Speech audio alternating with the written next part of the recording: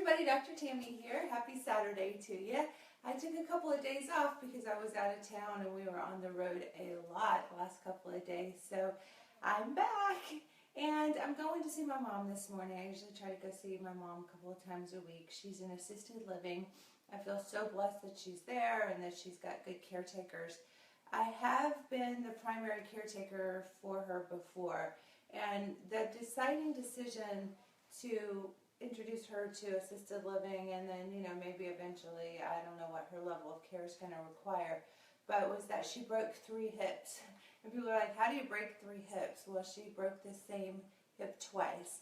And so when she kept falling, and I knew that I was busy, had a family, had to work, and she had laid on the floor all through the night in our pool house one night. I was like, we got to have around-the-clock care.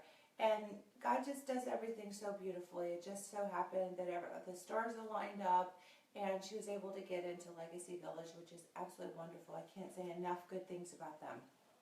But I know that caregiver fatigue is very real, and I feel so blessed. I always promised my mom I would never put her in a nursing home, so it worked out great. She has her own little apartment, and she's just completely, because of the dementia, she's in the moment all the time. So right now is all that exists for her, which is a lesson that we could all learn about being present and in the moment.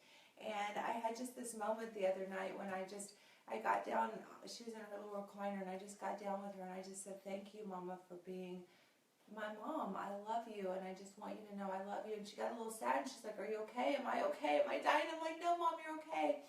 And her physical health is very good. It's just her short-term memory. She'll literally forget while she's telling you something. So, the other thing I want to say to that is being healthy and taking care of yourself and eating right and exercising is so important. Getting your hormones balanced, anti-aging, taking your supplements, because her mother died of complications of Alzheimer's, and I don't want that for my future. So I don't want that for your future either. So I just want to tell you a couple of tips if you are dealing with someone with dementia now that could really help. And my dog's barking, so she's probably not going to stop. Give me just a minute. I'm going to go let her out.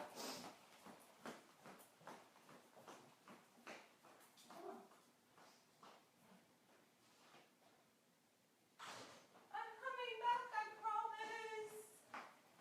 And I'm going to check and see who's tuned in and say hello to you. Hello. Hello, hello. Oh, they're spreading the word, so I don't see who's on right now, but I love you all so much, and I just want to share this message with you. Thank you for giving me just a minute to let the dog out, because she'll just keep barking. So, one of the things with caregiver fatigue is feeling stressed and feeling not in the moment sometimes. So, one of the things that my mother-in-law years ago taught me was that you have to live in their world, not bring them into yours. So, number 1 is live in their world.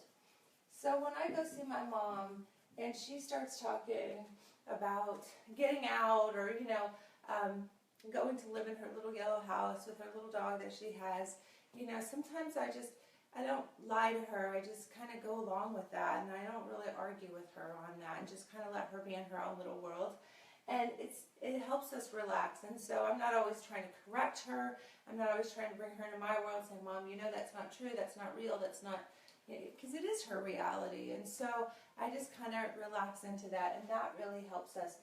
The other thing is I will take my guitar. So do something that relaxes you. And my husband teaches the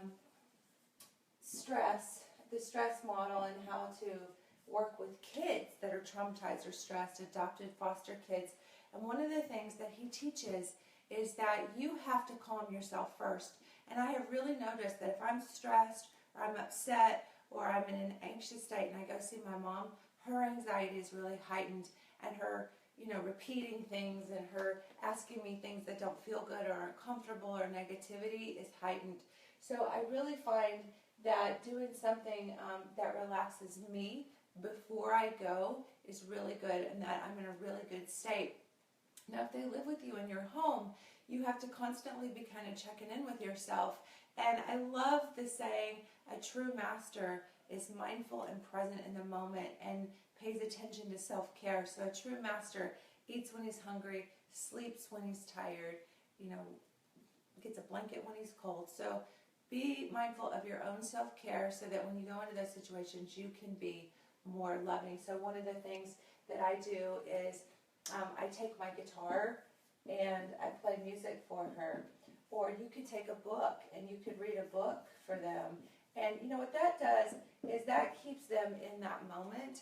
And so if they do things that are uncomfortable, like my mom used to ask me things like, are you still married? And, who are you dating now? And, oh my gosh, you're not dating that guy anymore. And, it was just so uncomfortable sometimes. And, we would be like out there in the common room and she would start saying negative things about the other women out there. And, it's kind of embarrassing. And she would say bad things about the women that worked there. And so now that I have learned to calm myself when I go, it's such a different experience because she's so much calmer. Always make sure to take her a little treat or something that just kind of sets the mood. So if you have someone that's like in a nursing home or something, then when you go see them, you can always do something that kind of sets that mood just a little bit and kind of calms things a little bit. A nice outing, of course, with dementia, it's really hard because they get so confused. So I kind of get to the point where I can't really take my mom out anymore. And, ask them questions. Keep them active. So you can't be tired when you go because if you're tired, you're not going to be engaging with them and they're going to be like doing their own thing or looping, I call it, on conversations that you might not want to loop on. So ask them things about their childhood because they still remember, unless they're really far gone, they still remember things about their childhood, and they love to talk about those things that they remember because it feels good for them to be able to engage in conversation that they're still present with. So that's really big. And then the other thing is to be grateful. Be grateful that they're still alive, that they're still present in your life, no matter how negative or how obsessive or how paranoid they might be, they're still here. And I know on some level, dementia and Alzheimer's is one of the worst diseases because it's literally like 2 deaths. You have to go through their emotional present death and then you go through their physical death later. And so you really have to grieve them twice. So I would say just honor yourself, grieve the person you knew. I have to grieve sometimes that I can't go shopping with my mom and just throw in a car, and she's so frail, and she's broken those hips, so her health is just not that great. And I have to kind of grieve the loss of having my best friend basically going shopping with me. So I am grateful that she's still here and that I can go snuggle with her and I can go play my guitar for her and I can go be present with her and I can tell her, I can pick up the phone. It's really interesting when I call her, we have like conversations like when I used to be in college and call her because she's like so much more present. I don't know if it's just the sensory is a little less distracted. So sometimes I prefer to call her in the evenings, if I'm tired or stressed, than to actually go see her. So just be grateful. And if you are a caretaker of, say, your spouse's family member, and that gets a little hard because you start to feel a little victimized, and especially when you get tired or stressed, just be so grateful that you are healthy, that you're able to do this for that person, that you're able to provide that support. And I would say, above all, self-care is so important. And make sure that, again, the basics, that you eat when you're hungry and sleep when you're tired. But make sure that you get some sort of assistance, especially if they're in your home. Because my mom lived with us for about 2 years before she went into assisted living. And make sure that you get those breaks, that someone comes in and stays with them, or that there's some kind of daycare that they can go to. And there are all sorts of government agencies that are available, and if you want to inbox me, I can help you with some of those. But there's tons of people, so don't be a victim and just say, I can't afford it, and I'm stuck here and I have to take care of this person, because there are so many resources out there, especially in Northwest Arkansas. There are a huge amount of resources for you. So take advantage of those opportunities. Just Google stuff. There's tons of opportunities. Make sure that you take that time for self-care so that you can get out and just go take a walk, or that you can just take a break.